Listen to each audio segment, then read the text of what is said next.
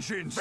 Welcome to another Top 5, boys. The long-awaited nerfs finally came a few days ago, so now it's time to give you the new Top 5 decks. Spoiler alert, the nerfs really didn't do much to actually fix the broken decks. Anyway, I'm gonna show you 5 of the best performing decks out there right now, with a mulligan with and without the coin, their matchups, an overview, and if it's worth crafting, so stick around.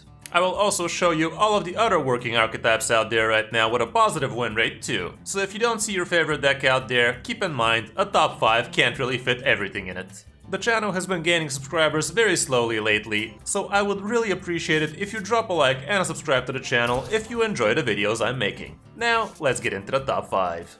Okay, so the first deck on the list is, you guessed it, a frickin' Warlock. The nerfs literally didn't do anything to fix the problem with the Warlock quest lines, and I honestly feel it actually made a lot of them feel a lot better in the current meta, because some of its counters really did get nerfed. Right now, there are so many Warlock decks out there with the quest line being their centerpiece, but I've decided to give you the handlock quest version because it's really good and it's not as hard to pilot as the 6D version, for instance. The game plan is simple: slap your face until your slap starts slapping your opponent's face. Yeah. This version is still running the nerfed cards, Flesh Giant and Battleground Battlemaster, and you're also running the new Legendary, so you can slap it as soon as turn 4 with a full hand. Goldshire No also feels pretty good with it. And basically, you have 2 main game plans: either go for the quest line and win through that, or just stick a few giants and Battlemaster them till your opponent stops kicking. It's a really busted deck, and it has so much healing, so much removal, and so much high priority targets, it's really hard for it not to be at the top. For the matchups, Face Hunter could be somewhat problematic, although I do believe if you're skilled you shouldn't be having problems with it. Quest Mage could also be somewhat a problem, and if you're not very smart, you can also burn your quest into the Oh My Yogg. But all in all, as you can see, everything is very green for you, so climbing will never be an issue for you with this.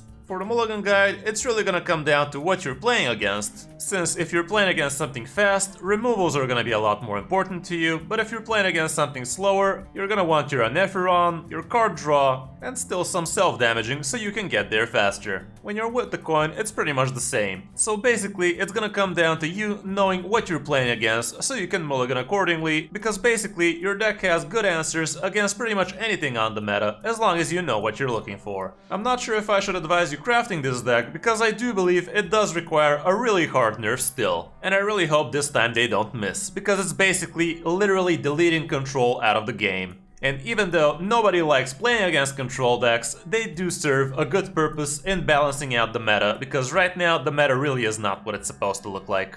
Anyway, other than that, for Warlock, we also have Quest Zoolock, and also the so-called 6D Warlock, which is really hard to pilot masterfully, but even if you're not that good with it, you're probably gonna be winning a lot with it too. But yeah, for Warlock, it's basically quest line or nothing.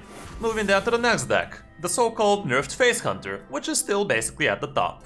The nerfed Kolkar Packrunner actually made a lot of versions cut it out completely, swapping it out for other good 2-drops, like Cult Neophyte and Imprisoned Felma, but I do believe that Kolkar Packrunner is still a pretty good inclusion in the Face Hunter deck. Making it to a 3-drop but with 4 health instead is kinda huge, because not many classes can actually deal with a 4 health minion that early in the game. But the fact remains that Face Hunter remains at the top with or without it, so the choice is yours. For the matchups, as you can see, Aggro Druid is actually not going to be great for you, especially if you're not running the Kolkar Packrunner. Aggro Shadow Priest could be a problem, and Elemental and Quest Shaman will be hard as well. But on the other hand, Warlocks would be pretty easy prey for you, so if you're seeing many of those, that would be great. Same goes for Quest Mages, which are still pretty strong by the way, but I'm not gonna be including them in this top 5 this time. For the mulligan, when you're going first, if you already have Interpid, Adorable Infestation is gonna be great, but you can also keep it if you have some of your other good 1-drops too. Mankrik is gonna be great,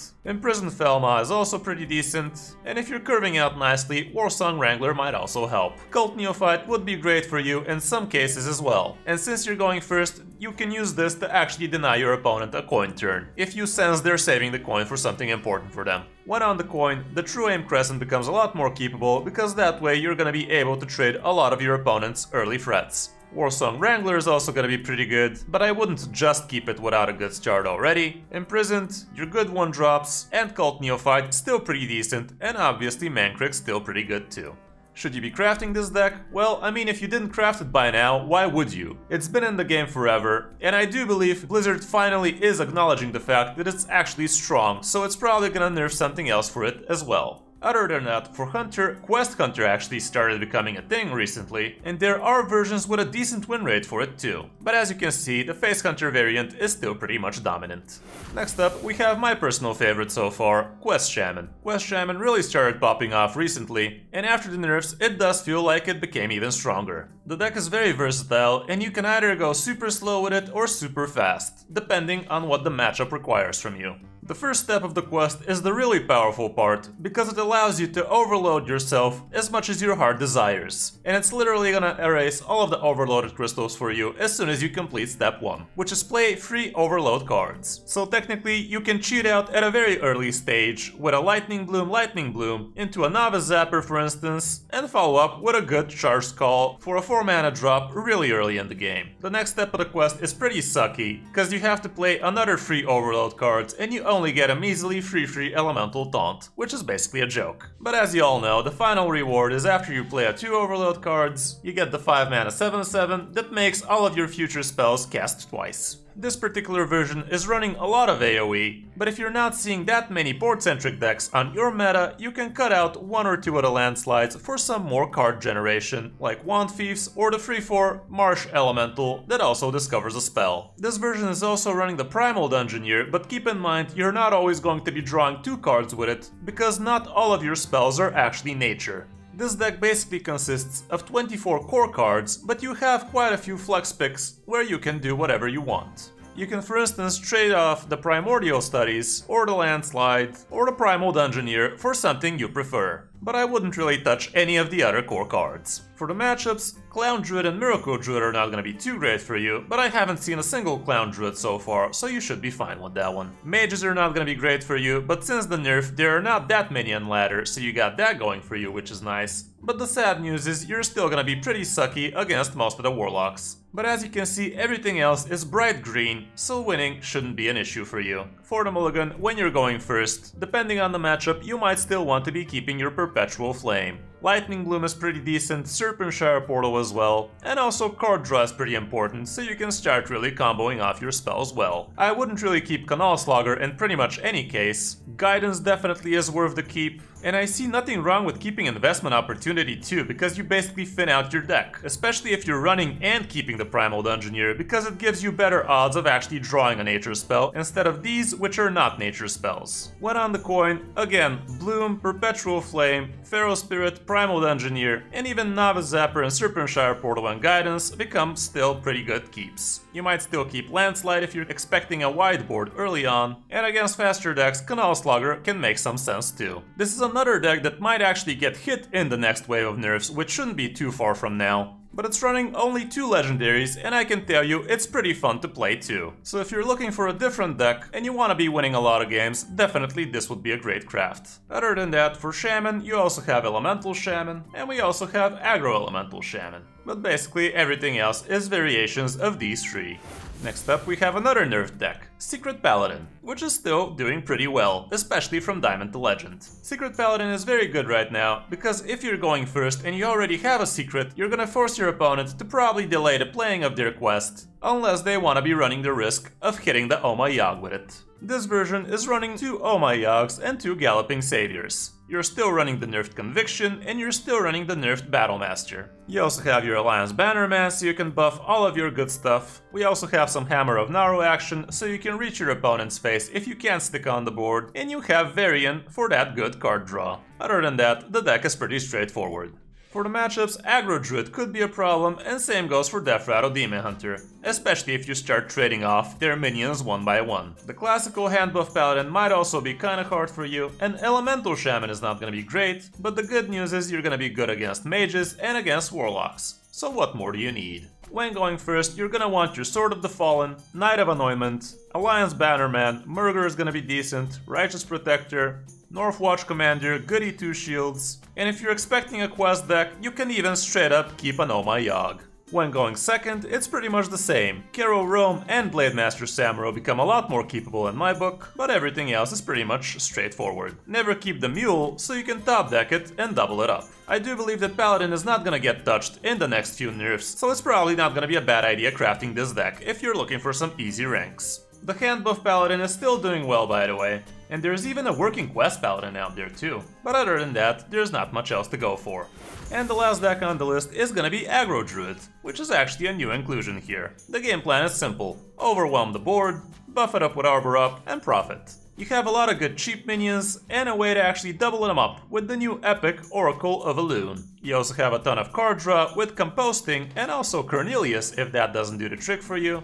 You have the Park Panther, which is a great early game minion, and you're also abusing the effect of Greybow.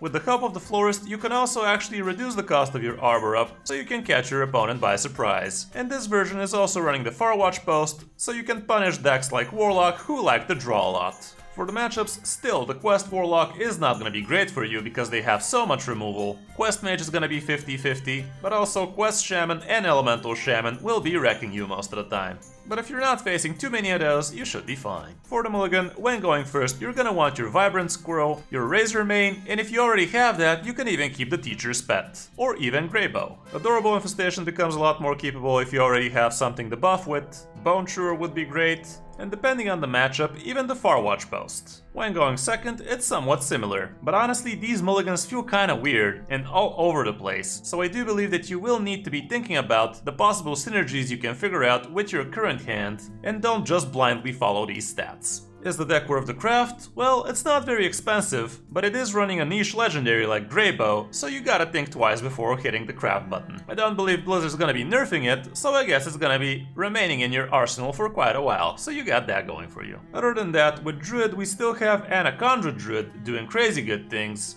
Clown Druid is still relevant apparently, Token Druid is still in there as well, and we also have Celestial Miracle Druid in the mix as well. But you gotta understand, this is a very hard deck to pilot optimally, so even though the stats here are terrible, it's basically because people don't really know how to play with it. So if you're up for a challenge, I guess you can give this one a try as well. Alright, now let's see the 5 classes that we didn't mention in this top 5, starting off with Demon Hunter. Fel Demon Hunter is actually doing really well in top 1000 Legend, but I do believe it's another very hard deck to master, so I can't really recommend it in the top 5. Death Rattle Demon Hunter is still a factor, Nazat Death Rattle as well, and there's also a Big Demon Hunter and a Quest Katoon Demon Hunter, but again, I'm not really sure if I can recommend those. For Mage, as you can see, Quest Mage is still pretty much alive and kicking. It's just not as popular anymore because people like to stray from nerfed decks. With Priest, it's basically just aggro Shadow Priest. You can actually see a Quest Priest doing some stuff, but while Warlock is this dominant and this popular, I'm not sure any control deck can actually withstand. For Rogue, we have Quest Rogue, which is actually doing great in Diamond, and also Poison Rogue, which is trying to pick off the Warlocks. And for Warrior, we barely have Quest Warrior and Rush Warrior if we want to really say it, but honestly, Warrior has seen better days. Anyway, that's gonna be it for this top 5 guys. Hope this helps you figure out what you want to be playing in this hell of a mess meta. I would really appreciate it if you drop a like and a subscribe to the channel, and also don't forget you can hire me for some Hearthstone coaching too. Thanks for watching, I'm Kris05 and I'll see you in my next video or stream.